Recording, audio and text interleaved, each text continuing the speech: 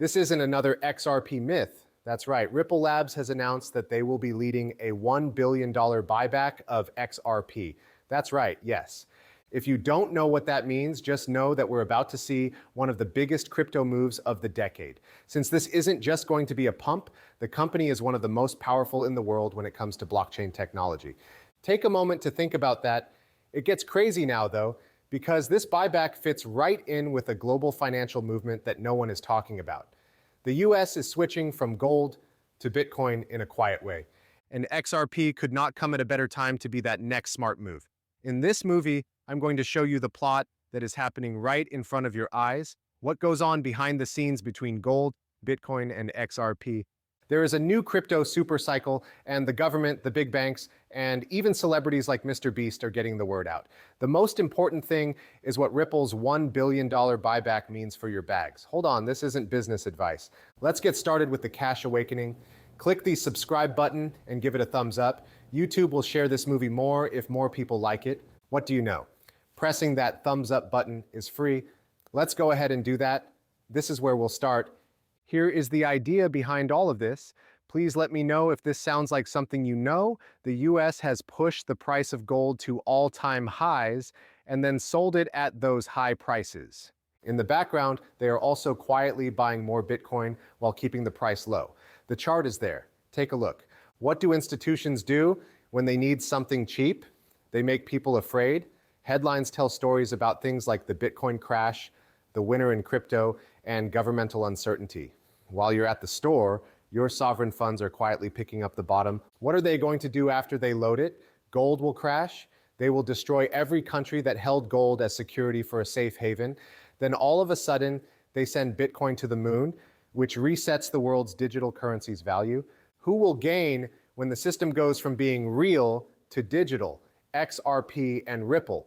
When you think about it, XRP is not competitive with Bitcoin. It's a praise to Bitcoin. It's the thing that connects the new digital standard to the world's economic system. This is the calm before the storm, which brings us to this. President Trump's support for Bitcoin. That's right, Trump is right here with us. We're going to play it again, do not worry. The sound is going to be turned down. He tells her, you see something interesting? It's okay with me. He's talking about Bitcoin and agrees that some people want to use it to pay. Right now, this is really big. He is now your president, and he likes digital assets. He used to call Bitcoin a scam. Pay attention to this. It seems like the next reasonable step for you to take would be to accept Bitcoin since it is clearly decentralized. It's out of reach for the government. Hey, what about Bitcoin and all the young people who are really into it, like African-American teens? It's true that many people do it. I liked one money always. It's what I call money. There are a lot of people who use the dollar, but I like it. To be honest, it's become its own thing. As you know, you'll probably need to make some rules, but a lot of people like it. There are more and more people who want to pay with Bitcoin, and what you're seeing is interesting. Either way, I can deal with it. You know, the dollar is something I've always liked because it's strong. One thing this means is that regulators will soon agree with this. And when there are rules, there is big money.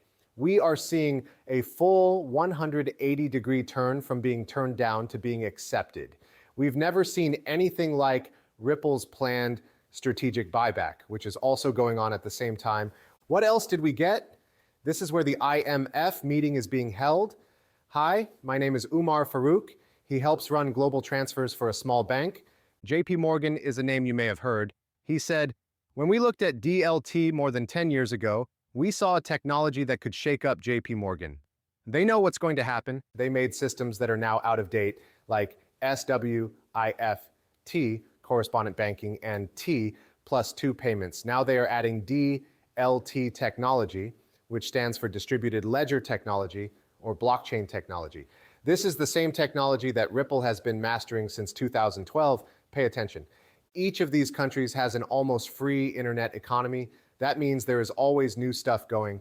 And all that really shows us is that Ethereum was around when we first looked at DLT more than 10 years ago. We saw it as a technology that could possibly shake up JP Morgan, not just in terms of payments, but also in terms of stocks. In history, there have been a lot of companies that were the best at what they did and then went out of business in 20 years. That's why we wanted to get ahead of the season. From that point on, we pretty much started making our own payment systems. We now think that stablecoins, Money from private banks and money from the central bank will all live together. Things live together in real life. Even if you're in the US, PayPal works with banks that work with the Federal Reserve. In Singapore, Grab lives next to DBS, which lives next to MAS. It's like these things live together and get along. You can choose that one thing will get 5% of payments and another thing will get 25% of payments. These two things will work together and form an ecosystem.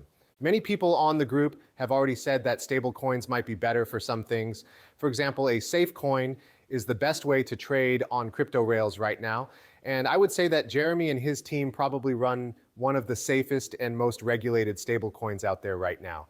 Another way to think about it is that steady coins are probably the easiest way to store value outside of the US. Yes, there is retail. It's good for change, especially end-to-end global money movement. But we still don't know how people will react to it when it comes to KYC. Just one more thing. Can you really use the safe coin on the other end? Would central banks want to become backed by the dollar? I mean, a lot of questions come in. Wholesalers are also interested, but I think our clients, we work with almost all Fortune 20 and most of them Fortune 50 companies, want to use the pros, like being able to program it and having it on all the time, 24 hours a day, 7 days a week with no cutoffs. It doesn't matter to them if they use stablecoin, business bank money, or something else. They will use whoever gives them the best answer. They will use whoever gives them the best answer. I call this giving up quietly. The banks aren't going after crypto anymore. They are getting ready to join with it. Then we hear that Raoul Pal, the macro hero, is out in public saying that Bitcoin is about to blow up. Hedge funds pay attention when Paul talks. He's been right on every major market trend since 2008. Take that in. He's calling the next move a repricing event for the most part. Attention everyone. This is not a small gathering. Bitcoin has the potential to completely change the way markets work. And XRP moves along with Bitcoin, right? Because of institutional flow, it changes to altcoins when Bitcoin's popularity peaks. Listen to what Raoul had to say. We're just getting started with part 2. No, this is not a phase 2 fix. We're just about out. When you think about things like overall market cap X, Bitcoin and Ethereum haven't broken yet either. Now picture the banana zone.